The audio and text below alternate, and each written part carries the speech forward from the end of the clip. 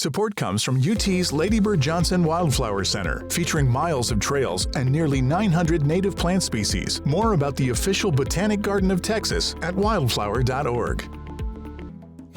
My goal when I started designing and I started Rain Lily was to create spaces that people would actually utilize and that they would actually enjoy being in, to get people outside more and forge more of a connection with nature. My wife Stephanie Scherzer and I started Rain Lily Design and Landscaping about 20 years ago, and it's now being owned and run by one of my longtime wonderful employees, Meredith Gresham. About 18 years ago, my client approached me to help with maintenance on this beautiful garden. It's a 1938 Tudor home that's just gorgeous in and of itself, and then there was some really beautiful hedges and shrubbery that existed in a great framework to work in. But there were a lot of issues. There was a lot of roses and things that were just getting shaded out and not doing their best and not the right plant for the right spot. For instance, we had a very old cherry laurel hedge that was just planted too close to the pathway.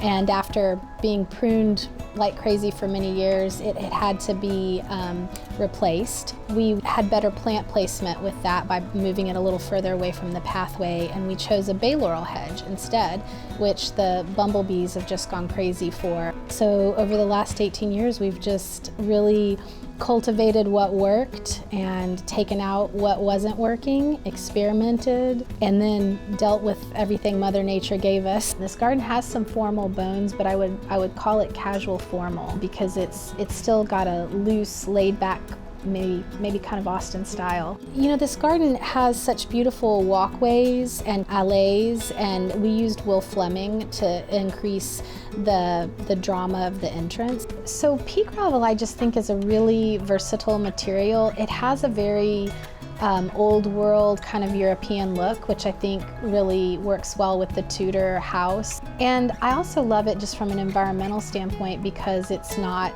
completely impervious, so it's going to allow some water to percolate through. It's nice on bare feet because it's round. The homeowners here have had young children that they raised here. So as this garden got shadier and shadier, we really had to think of how do we keep the garden beautiful and interesting without a lot of big colorful flowers.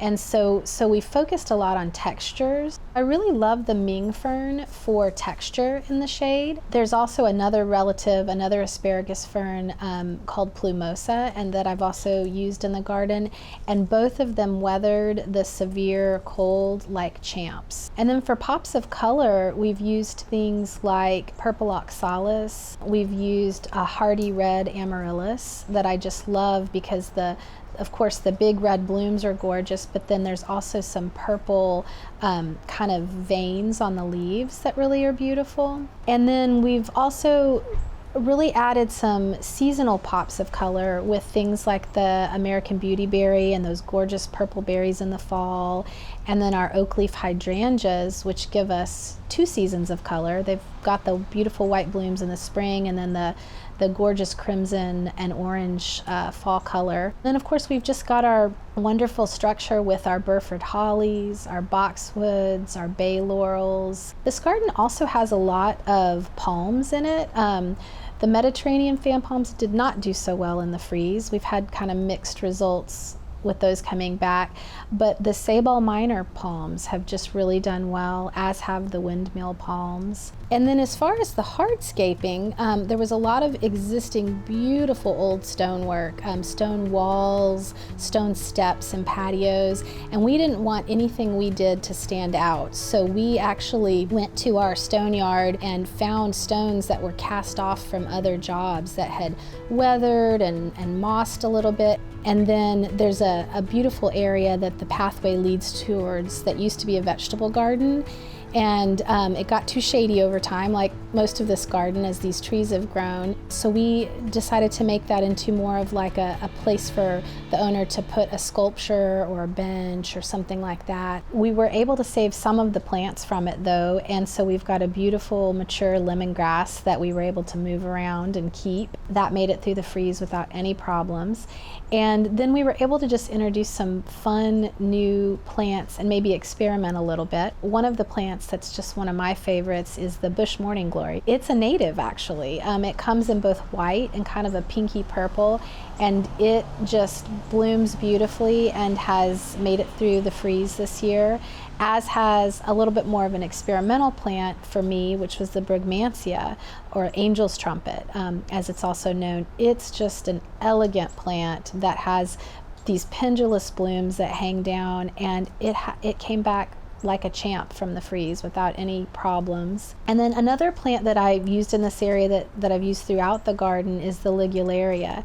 And again, this is just texture that you can't beat because the leaves look like giant lily pads, and then on top of it in the fall you get these yellow blooms. And then another native kind of bulletproof plant that we've woven in is the fall aster, and it's going to seed right now. It gave such a show this past fall, that the homeowner actually sent me photos of it. So as you're moving on towards the backyard, down the side yard, we encountered an area that had never really been landscaped before, and it was just a large sloping kind of eroding area.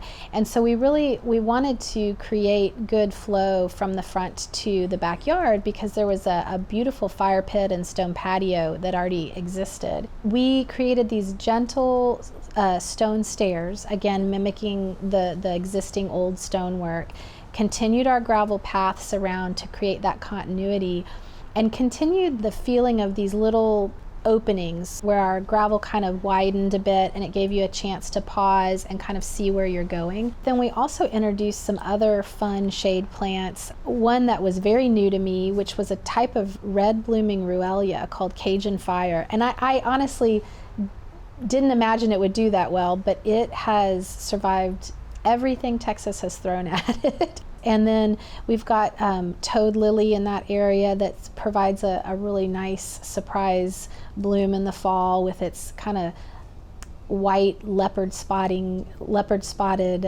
blooms. And then Persicaria is another little workhorse in that area. The blooms are white and not super significant, but the foliage is just so interesting. It's got all kinds of purple and green and silver. And then of course fire spike, one way to get lots of color in the shade. Not always cold hardy, although ours made it through the recent cold snap. So when the homeowners decided that they wanted to have a pool, there was a lot of thought put into again making that pool look like it had always been here. And so they decided to surround it with a stone wall and use a beautiful archway and a stone archway, and then of course iron detail for the gate and things like that. They made their bathroom have a very kind of garden folly or pergola, type style to it. It doesn't look like a bathroom. We complemented all of that with our plantings using, big lush plants like the rice paper plant, the windmill palm. We did a huge hedge of sweet olive, which will knock your socks off in the springtime because it is just perfumes the air like you can't believe. And some really fun perennials like the Evereo sedge, which has a great kind of chartreuse color in the shade, and then the fruit salad shrimp plant, which again just that chartreuse and red, just kind of a fun plant. Very festive looking down there. While the shade garden has its challenges, I'm a huge proponent of planting trees and making those spaces comfortable for humans to be in. Our biggest weather foe is the heat, and so if we can't create spaces that are cool and inviting, then we're not going to go outside. And then from a design perspective, I'm always trying to create rooms when I go outside, because that's what makes you feel cozy and private and hidden away.